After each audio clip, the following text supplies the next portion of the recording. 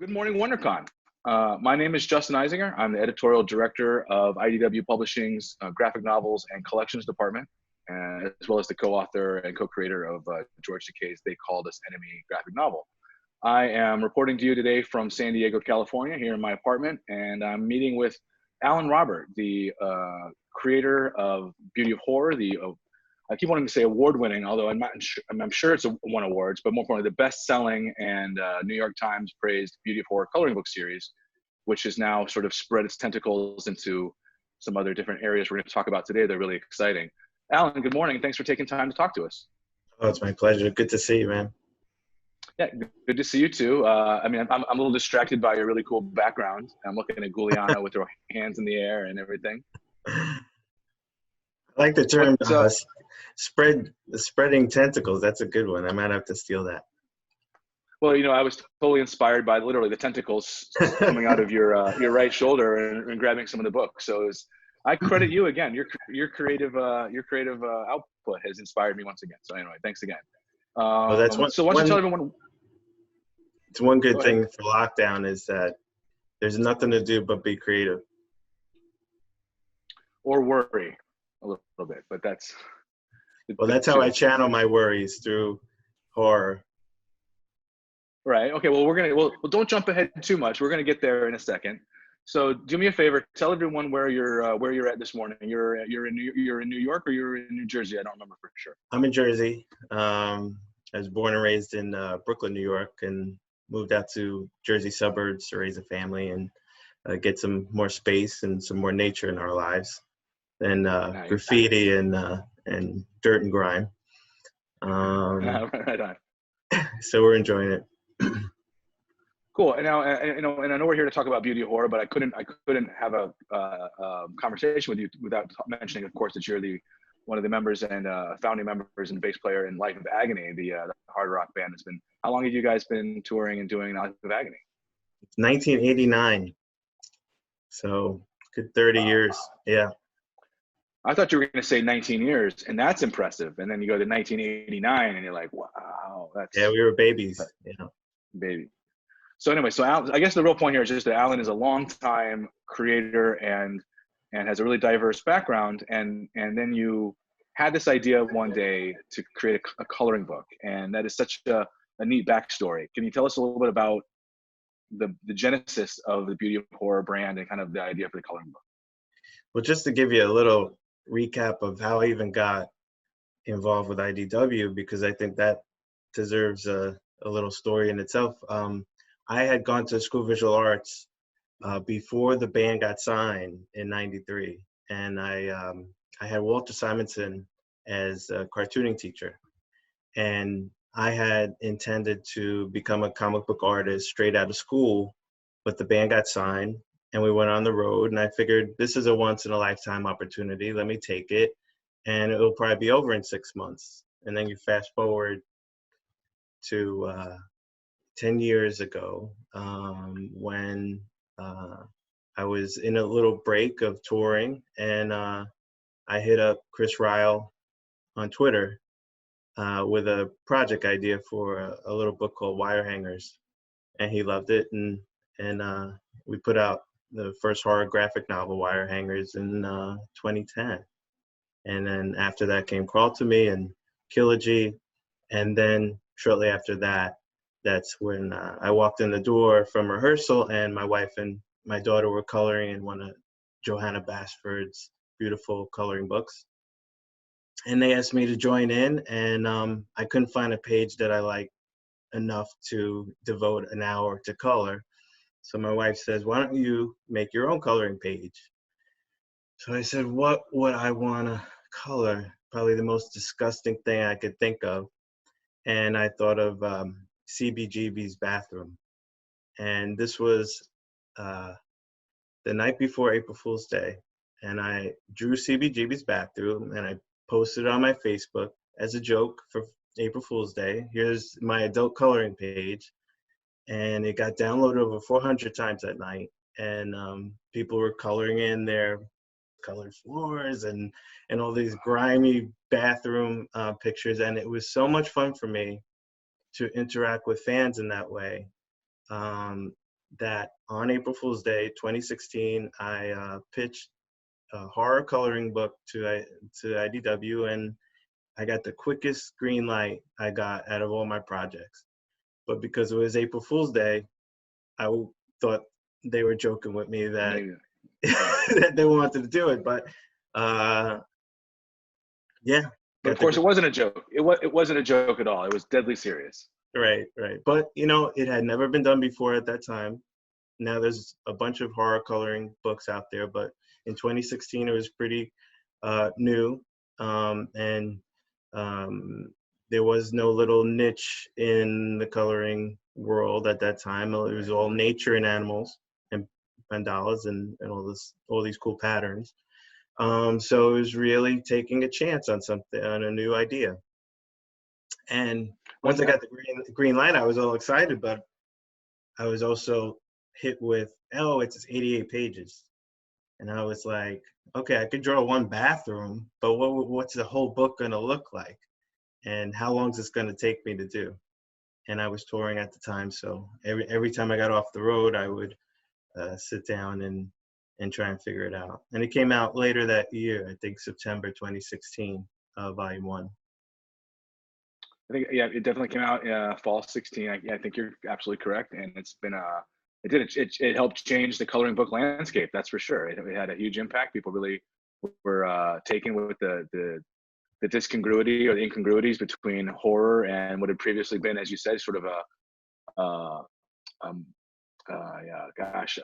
format for relaxation, sort of a Zen-like concentration, which I think is 100% what people use your book for. But it provides it in a different sheen or a different different sort of atmosphere, which is obviously really fun and playful and has resonated.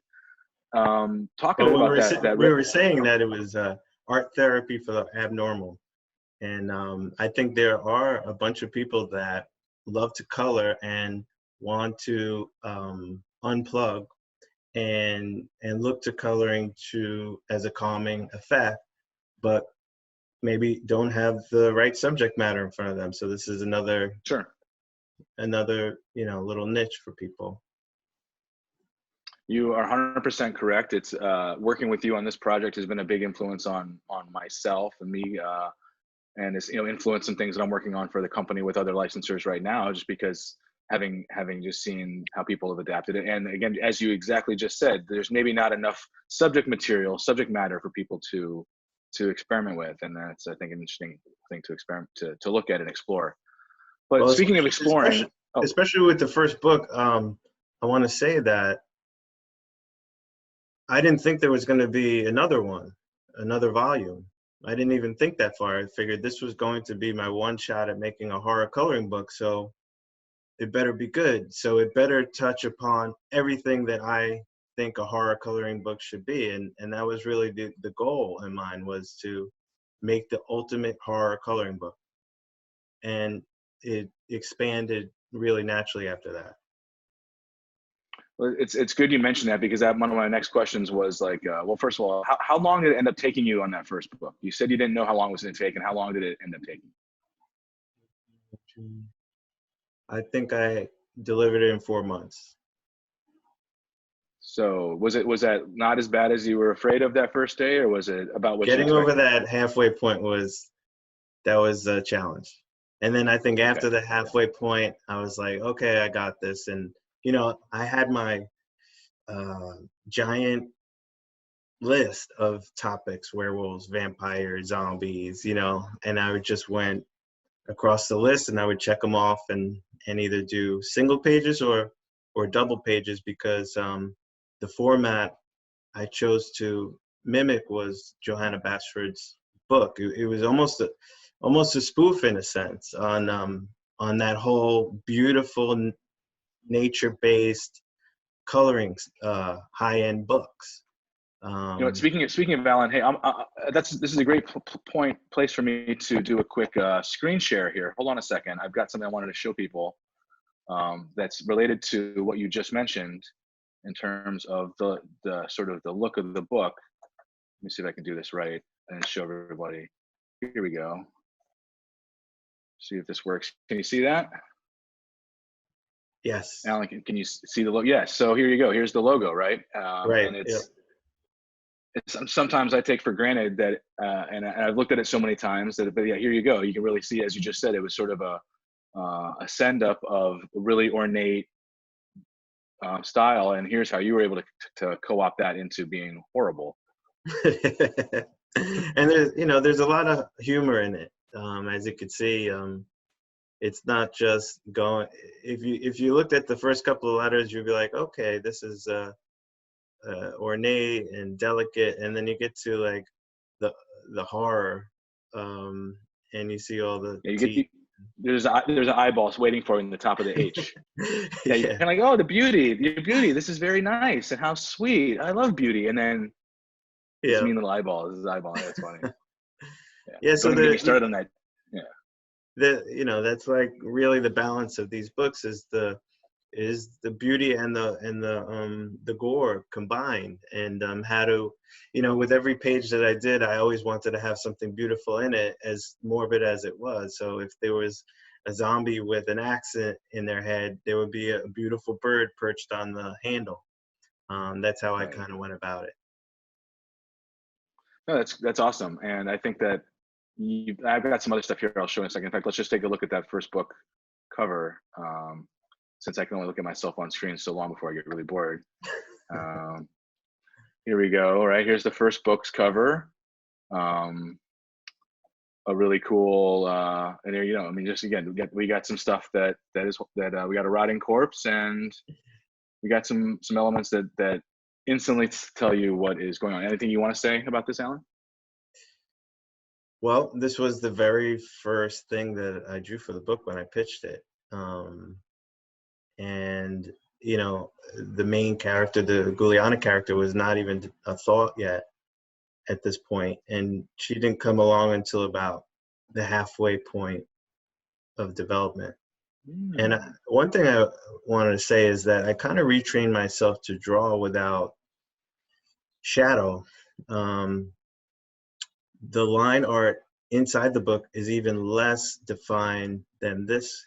In this cover, you could see some heavy blacks, but in general, there's just a single stroke for every design inside the book. There's no heavy inks at all, and Right. and to create depth, I had to really retrain myself how to handle that. And that was a challenge, especially with a lot of, I had just come off the Kilogy book, and Right. Kilogy has a lot of heavy blacks in it, very a lot, very Hellboy-esque, Yeah, right. Lots of rich blacks and shading and whatnot. Yeah. I don't remember if I prepped any pages from the first book. Let me see. No, I didn't. I have the third book, so I can actually we can still show sort of that what you were just talking about in terms of how the interior pages really have a flat art style that I didn't realize you had to, that's a great point. You had to learned a new art style to create these. So here's a couple pages from the third book. And it's even if you go back to wire hangers, if you compare the art and wire hangers to Crawl to Me, to Kilogy, to this, they're all completely different. And I purposely did that because, number one, I wanted to push myself as an artist, to try new things. But I also never wanted to be pigeonholed as a certain type of artist that can only do one style. So this has been a great experience. And I think with every book in the Beauty of Horror series, I gained a little bit more confidence on how to handle certain techniques. And also there's been different formats within the series itself, different sizes and Right.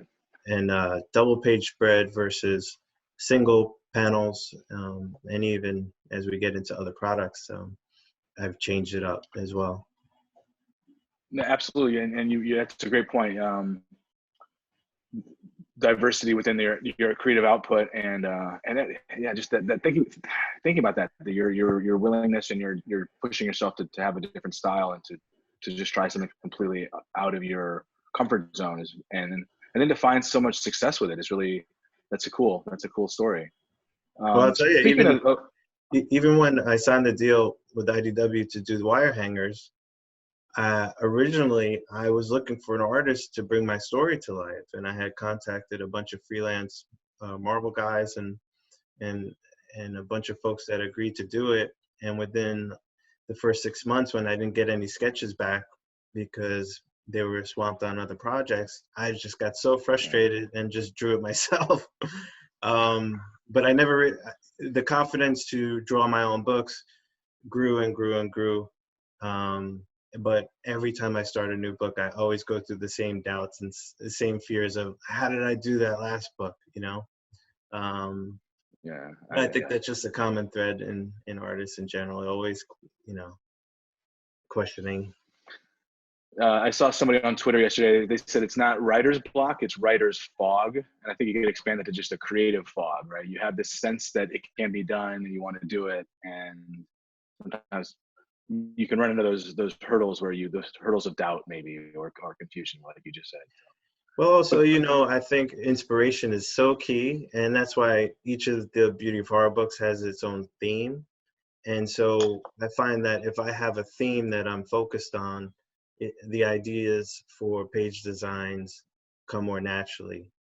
And so while the first Beauty of Horror book was everything horror, Beauty of Horror 2 went into Guliana's world and introduced a lot of her family members and secondary characters and settings.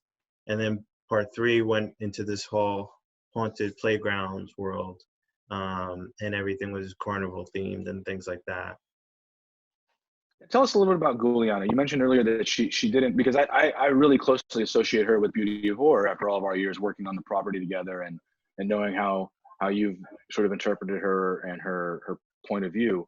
But why don't you tell the audience a little bit about Guliana? And you mentioned earlier she only came into creation sort of about halfway through the first book, which I don't know that I'd ever processed that, or at least I heard that. So can you tell us a little about her and how she came to be?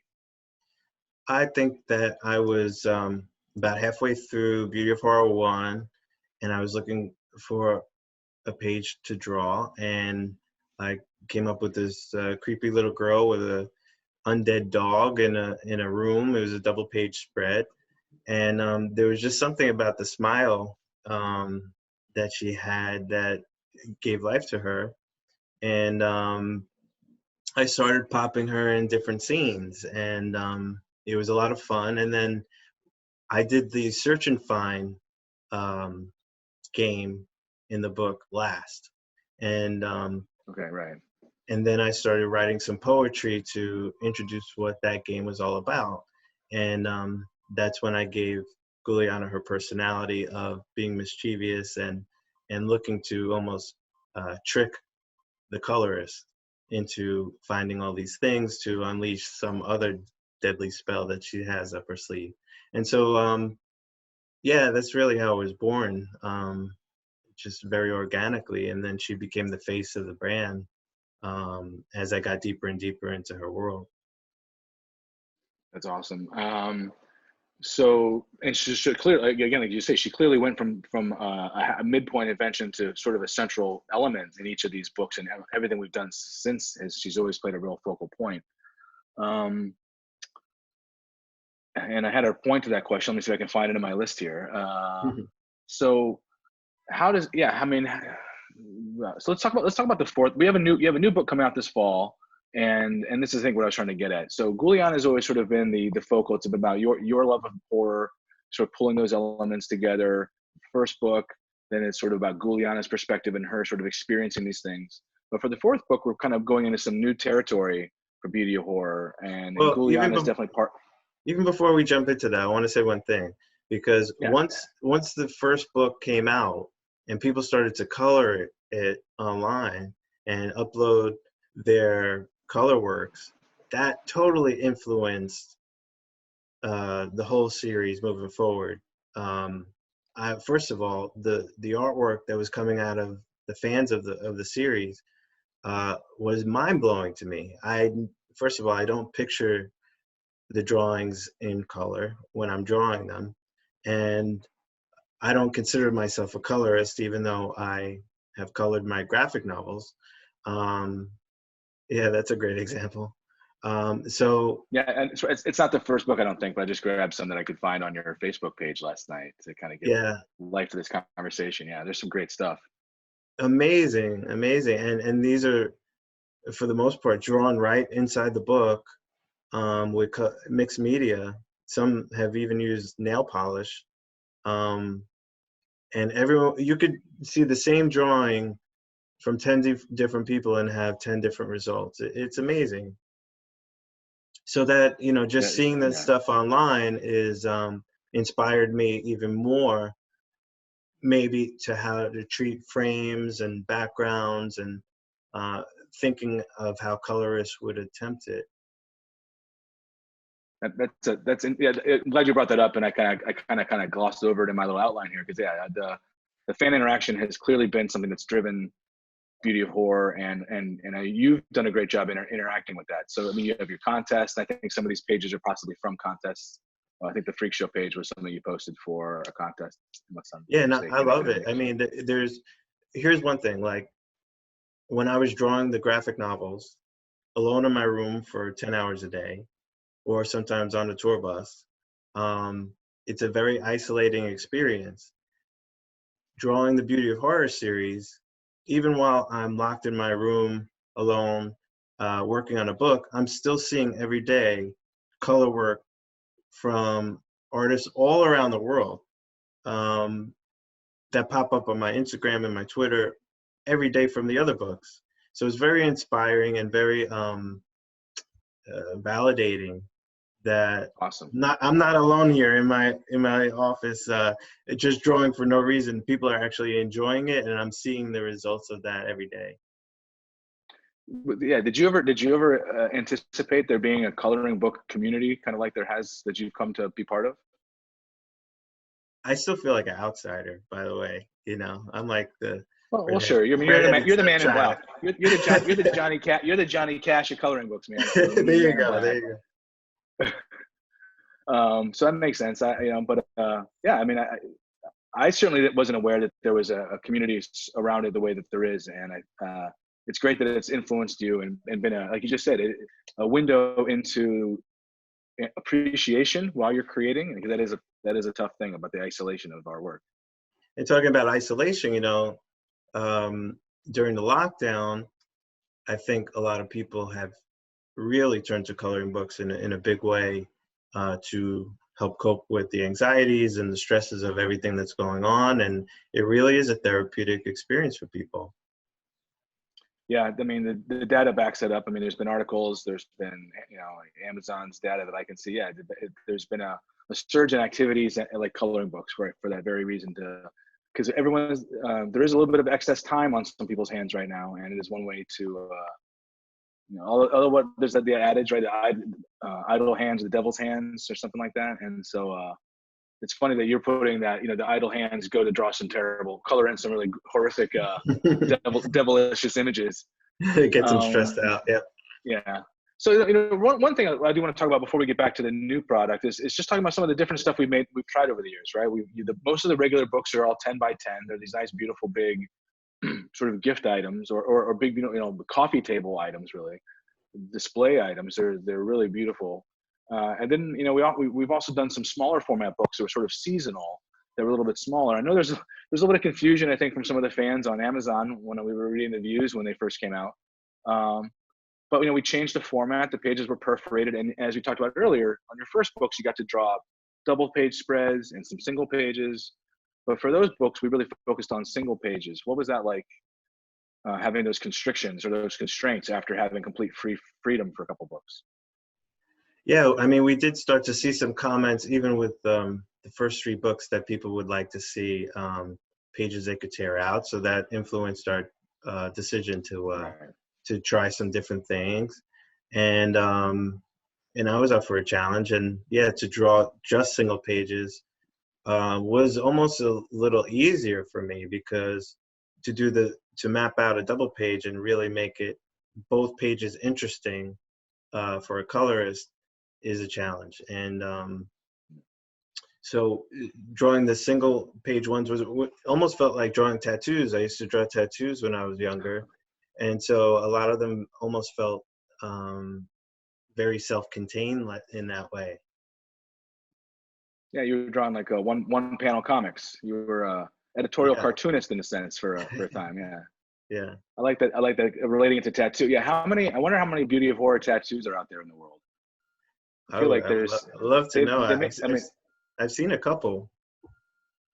Yeah. Well, so WonderCon. This is our call out. If you've got a beauty of horror inspired tattoo, make sure tag Alan on social media so we can check it out, and we'll build a little gallery of what all this looks like. Because I personally don't have any. I have no ink, but I mean, I can tell you that'd be a pretty good place to start with some of those treatments. Are incredible.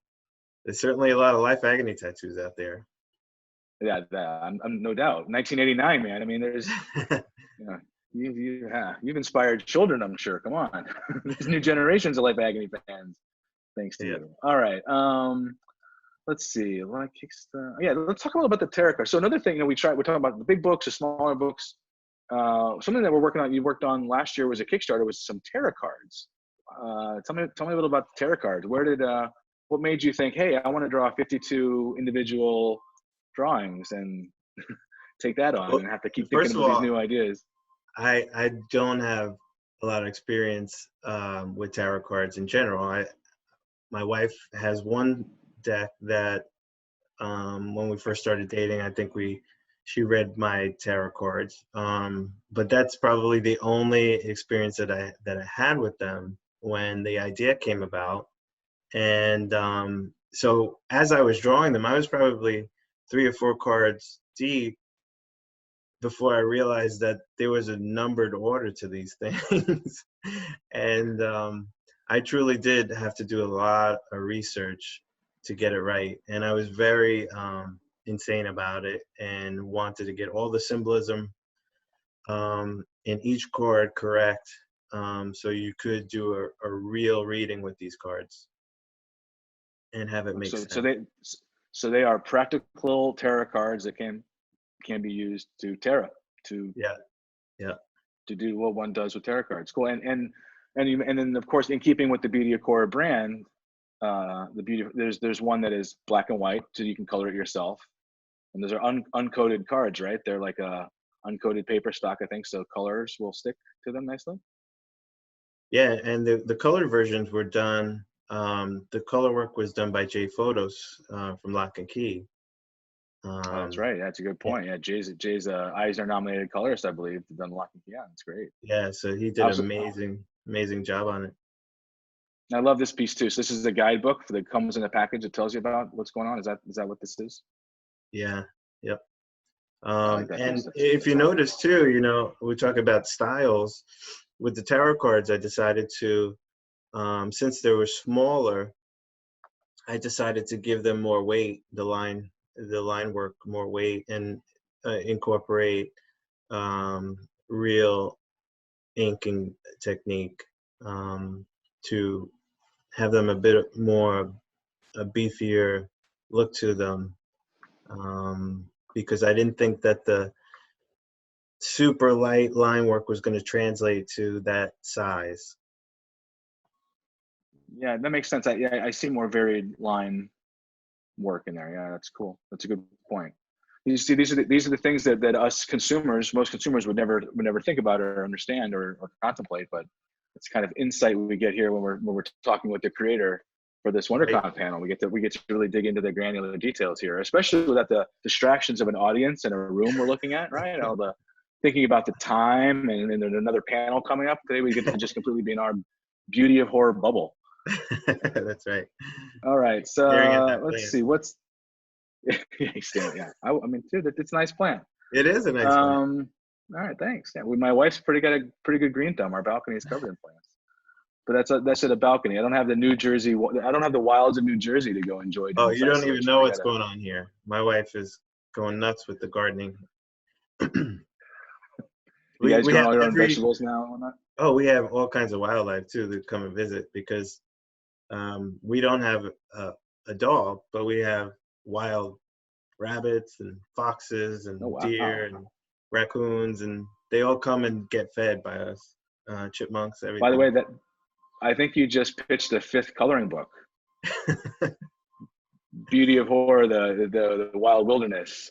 There you Just go. all, yeah, this could be pretty cool. Inspired by Alan's backyard during isolation. Yep. Yeah. Okay, so speaking of new things coming up, so we talked about the tarot cards, which are coming out this fall, and we'll have the release date for everybody. I think we're looking at October, time for holiday. It's, we're gonna have a couple things coming out this fall. But let's talk about the fourth book. I mean, I think that's what a lot of people are most excited about. They love the large, classic size, Beauty of Horror books. And as we talked about before, we've run through a few different um, books. I'm gonna pull up the covers right now so that I'm again, got some cool visuals to show if I can remember how to do this. I have to like screw up the screen share every single time I go to do it. So, here we go, bingo. So here we were, book one, which we've already talked about, and then we talked about book two a little bit, the evolution of the series. Yeah. This one's just really great. That's a great border. There's some really fun stuff. I see your werewolf fixation is well represented. And Guliana And finally tentacle. made it to the cover. She was on the back Yeah, on yeah. book one. Yeah, she got upgraded. It's a big upgrade Yeah. for Juliana, and then she really gets more of a prime focus on the third book, Yeah. and then she's focused, of course, for Christmas and the horror and the Halloween book, and then here we are with the book coming out this September, Beauty of Horror for Creature Feature. Alan, tell us a little bit about the idea behind this book and what kind of fun it is to play in this sandbox. Well, this is kind of a dream come true for a horror fan. I actually get to put my characters in some iconic horror film scenes and almost like reenacting, the scene in The Exorcist when Reagan's head spins around, or when she's, doing the spider walk down the stairs and things like that. It's been so much fun to, first of all, explore some scenes that have inspired me so much over the years and my fixation with horror, but also to, have this sense of fun and parody with these different classic horror movies. I think any horror fan, even if you didn't pick up Beauty Horror 1 through 3, any horror fan is going to dig this book just because of so many of the nods to the favorite horror movies we grew up on. Yeah, I'm just flipping through some samples here that I pulled aside, and I love this the Psycho. Yeah. That's really fun. I mean, they're all great, and just really hit that, really show that you're getting to have fun with this sense. Some of these great horror movies over the ages, but now adding the Guliana Beauty of Horror seasoning to it to give it a new depth and to make it your own. It's really cool. Anything that really how about any of these particular samples I have that you want to tell us a quick story about, or anything more about any of these? Well, the spider walk one, I mean, this one, I'm really just having fun with the whole idea of, making almost these fake ads for products that don't exist. But in Guliana's world, they do, I don't even know what to say about it. It's just totally out there, totally out there. There's no limits. An alien pest control. These are I the could see her things doing that. That's on brand for her. She could do that. That's a good job for Guliana. These are the things that make me laugh. So I'm just hoping it makes other people laugh. I can't wait to see people color this stuff because, these are some iconic creatures that everyone's grown up with. So, they have certain colors that are associated with those characters. I wonder how they're going to be treated, I'm sure there'll be some great post. I was just looking at on the Xeno X Space Pest. I was just looking at the vertebrae border, just thinking like that. Someone's gonna put a real whammy on that and make it look amazing for sure. Yeah, yeah. That'd be, you mentioned nail polish earlier. Imagine somebody doing that Xeno with like almost like some nail polish to give it Yeah, almost I'm sure we'll see that. I'm sure we will. It'll give it that glow, that kind of it'll give it. It'll look like the actual Material. Yeah, the real material, right? The right texture. All right, let's see. All right, so that's the new that's new coloring book. Pretty expected, I guess, for people who are already fans. They know that they love the format. It's the same format, same price, same page count. It's a different take on what people love. But you didn't stop there, Alan. You were like, hey, it's 2020. I want to do something else that I've never tried before. And I think that brings us really to the guided journal, which is one of the tentacles behind your right shoulder right now, is the middle cover. Yeah, right there. Yeah, good job. You actually pointed right at it. And I've got a couple graphics to pull up in a minute. But I mean, tell us a little bit about this next project. In fact, I'll pull the cover up right now. Where did I put it? There we go. Bingo. All right, Alan. You're entering a whole new space with this next one, the Beauty of Horror Haunted Journal. What can you tell us about this? And just tell us about it. Well, like you said, it's not a coloring book. It's a journal, and for anyone that has seen some of these fantastic guided journals out there, like Rectus Journal, or some of the other ones that inspire you to kind of destroy the book, this goes along with that same theme, but from a horror fan standpoint, and really pushes you to interact with the paranormal and spirits and ghosts and everything macabre. So I'm sure you have some interior pages, but every page has a prompt, and you can color it. You can do whatever you want. The idea is to just have fun with it and destroy the book in a lot of ways. There's a lot of cutouts. There's a lot of pieced together dead bodies and corpses, and inspires you to bury them in your backyard and wish away some evil spirits and things like that. So I'm interested to see how people react to this one, because this definitely pushes the boundaries of the entire Beauty of Horror universe. And Guliana is at the center of it.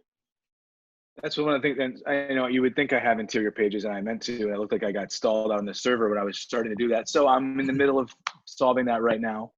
Bear with us. But yeah, that's a really great point. That Guliana, originally book one was a afterthought, and is now really, I mean, talk about a driving force. This book is basically about her. I mean, she's as much the protagonist as she could possibly be. That's really, she's taken that's a real evolution. Yeah. Yeah, she's inviting you to do all these prompts with the intention of, at her core, is this devilish kind of playful, right, sinister character. So it's really uncertain what will happen by the end of the book. It's a choose your own adventure. Yeah, you almost make that sound a little ominous. Now I'm a little bit like, what's Alan got in store at the end of the book? What? Well, one of my favorite books of all time was Grover's Monster at the End of the Book. So that's a good one. This I think I've always been destined to do a book like this. Destiny, he says. That is all right, Alan. I finally got some samples here, so I can do my job a little better. Let me swing over here to this. Now where did it go? Oh, there it is. So got some. I don't want to give away too much, because we haven't really showed this to anybody yet. But yeah, right. This is a PDF. This is a PDF. I'm just sort of flipping through, so it's formatted a little goofy for the screen, everybody. I'm sorry about that, but yeah, I mean, it is much like in a Wreck This Journal, and there's at least 3 other books that I keep using as examples that I'm completely blanking on at the moment. So they sound like a one-trick pony, like Wreck This Journal. But yeah, it does. It has a lot of this is demanding that the reader participate in this journal. You can't read Yes. it really passively. It's no good. And again, the illustration style changed. This is a bit more chaotic. There's lots of splatters and unfinished lines and different line weights, and all intentional. The idea was to you know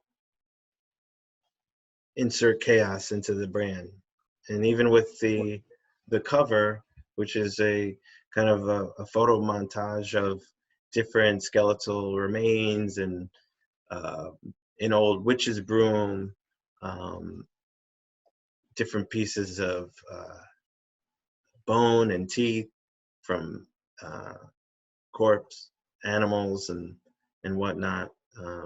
Even that, it was a departure from the beauty of horror, but somehow it all feels part of the world. Yeah, this one's definitely the most mixed media of your output for the beauty of horror cover presentation for sure. And yeah, I think it does. It's something. I look at the cover, it scares me. I mean, like if I saw this if I was just rummaging around somewhere and found a little doll that looked like this, I would be concerned for my well-being, I think. It wouldn't be like a good sign, like, oh, how fortunate. I found this little totem that clearly looks like it definitely means good things for people. But Right, you listen, I like exactly. you described chaos and the choose your own adventure sort of format. And I think this page sums it up about as well as any I can think of. Light a candle. Okay, that's a completely random thing. Light the candle.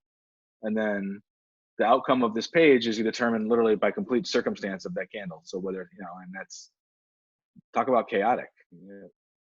Yeah, it really is what you make of it. And I think it also, while the coloring books appeal to a certain type of coloring fan and horror fans, this book, I think, has a chance to appeal to maybe a younger audience too, teenagers and folks that like to have experiences with these types of guided journals.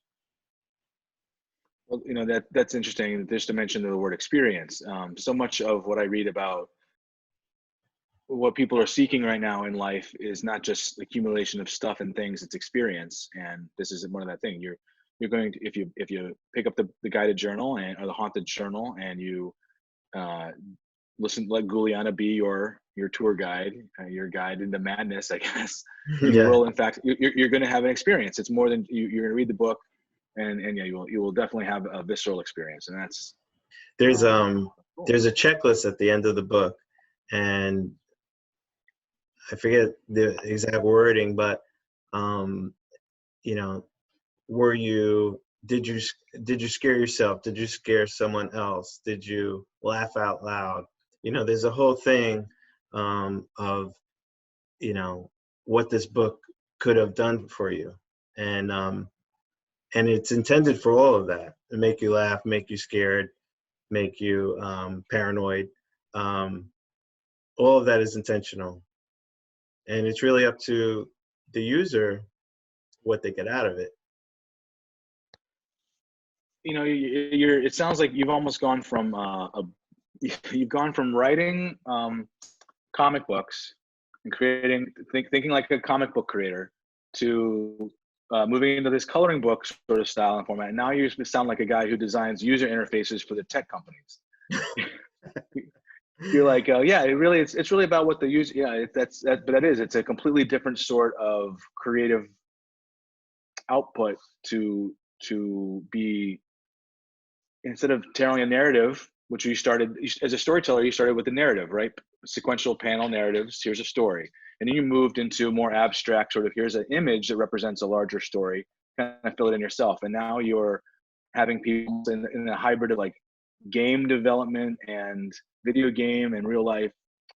The journal is an interesting, this whole interesting place as far as a format in the world right now, because it's interactive book, like it's like a game. It's an interesting thing. It's a lot of things at once. I'm sorry, I took kind of an interesting turn there. I'm sorry. I had a question and I was like, wait a minute, this is a fascinating No, it's journal. cool. Journals, they're nuts. You know what the thing is that not only is the entire brand interactive, because you have also tarot cards, right? But that's the fun for me as a creator to want to continue with the brand, is because it is kind of limitless. You can, get your hands dirty in different areas, and it's not just, okay, we're just doing coloring books here. The beauty of horror can expand into a lot of different territories very organically, and like we have been doing. And it makes it fun for me because it's not always just the same old thing, and let's make another one. And I want to stick with it because it's bringing me a lot of joy to work on it. And every time we introduce a new product, it's always that curiosity of, what are people going to do with it? How are they going to react to it? And seeing that is at least 50% of the fun for me. It makes me want to keep coming back to it. That is so cool. And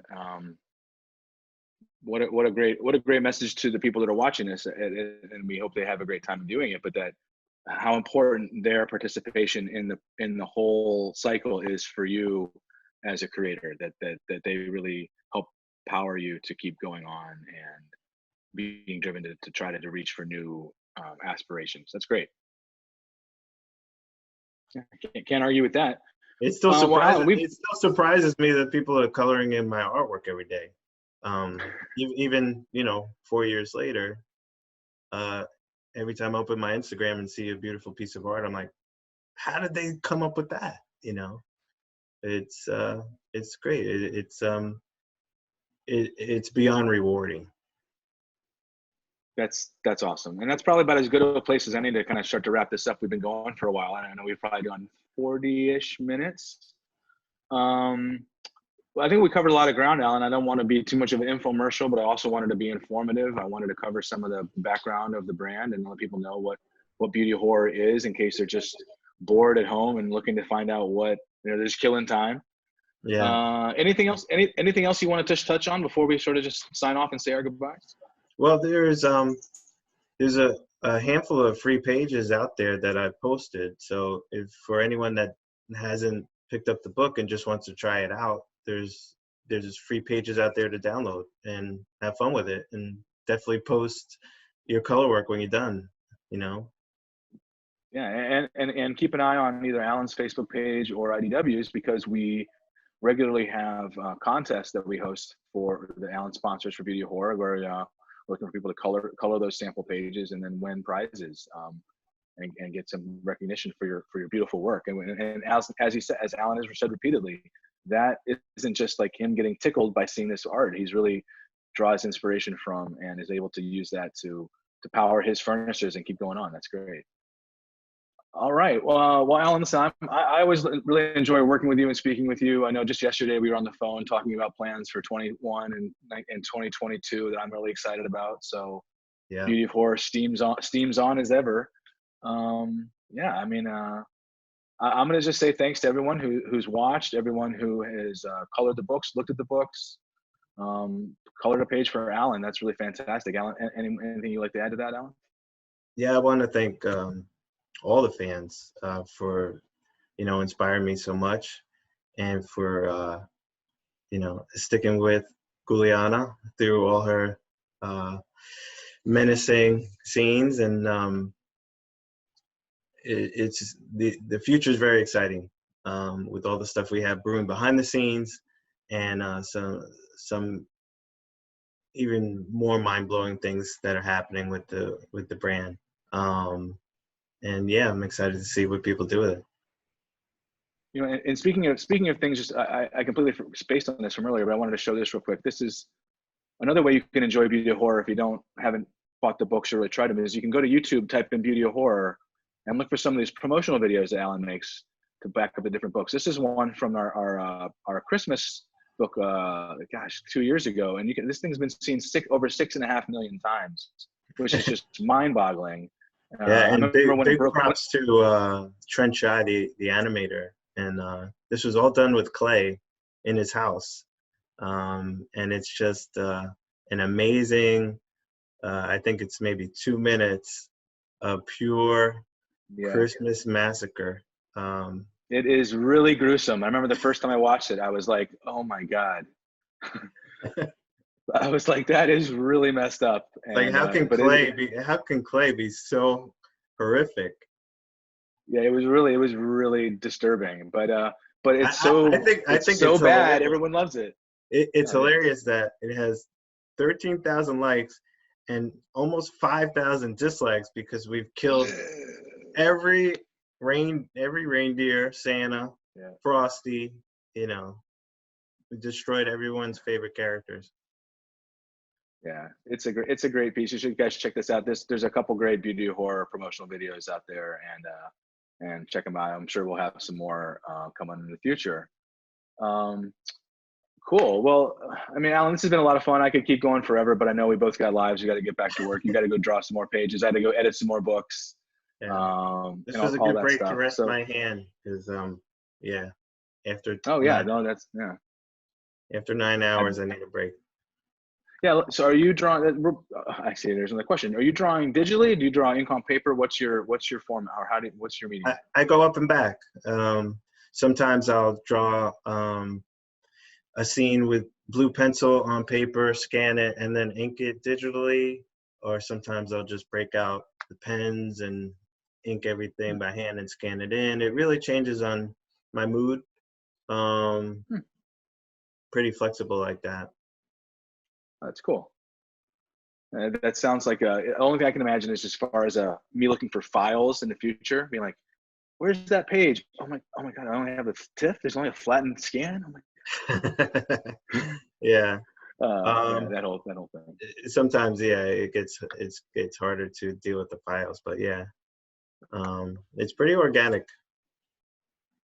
It's cool. Man, I've known you for years, and I've learned some good stuff today. So hopefully this has been nice and informative for the fans that are checking it out. So on that note, listen, let's wrap it up. WonderCon 2020, virtual edition. Everyone's at home. Stay safe, stay healthy. We're really thankful that you brought us into your homes or your iPhones or wherever you're watching today to check out about beauty horror. Listen to Alan Robert tell you about how he came up with this really cool idea and has changed the coloring book landscape with his creative vision from 4 years ago, and how we're keeping that vision alive with all sorts of new additions and an ever expanding universe that we can't even talk about here that will hopefully be publicly known soon. So that's it. Justin Eisinger here, signing off for IDW Publishing WonderCon Virtual Edition. Thanks again to Alan Robert for taking time. Thanks to all my behind-the-scenes marketing folks that are helping us with this presentation and preparation.